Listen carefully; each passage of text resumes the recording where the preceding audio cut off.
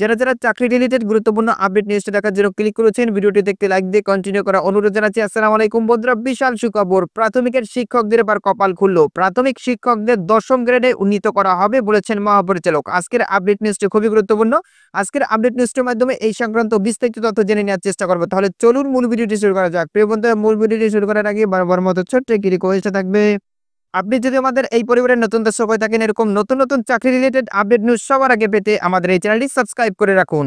প্রিয় বন্ধুরা, দেখতে পাচ্ছেন দৈনিক শিক্ষা.com এ গুরুত্বপূর্ণ আপডেট নিউজটি প্রকাশ করা হয়েছে। এখানে বলা হয়েছে প্রাথমিক শিক্ষকদের ১০ম গ্রেডে উন্নীত করা হবে বলেছেন মহাপরিচালক। নিচে একদম বিস্তারিতভাবে উল্লেখ করা হয়েছে।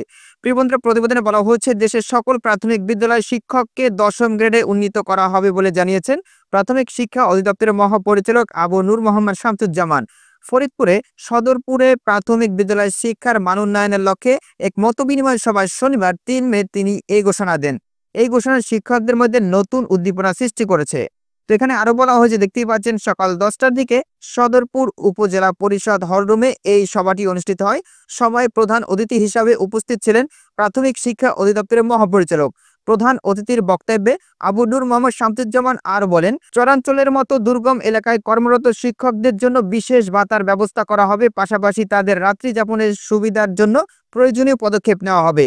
এছাড়া তিনি শিক্ষকদের বদলির বিষয়ে একটি গুরুত্বপূর্ণ ঘোষণা দেন। তিনি জানান, আগামী ১ বছরের মধ্যে শিক্ষকদের বদলির ব্যবস্থা করা হবে, যা দীর্ঘদিন ধরে শিক্ষকদের একটি গুরুত্বপূর্ণ দাবি ছিল। ফরিদপুরের জেলা প্রশাসক কামরুল হাসান মোল্লার সভাপতিত্বে অনুষ্ঠিত এই মতবিনিময় সভায় আরো অনেক গুরুত্বপূর্ণ ব্যক্তির বক্তব্য রাখেন।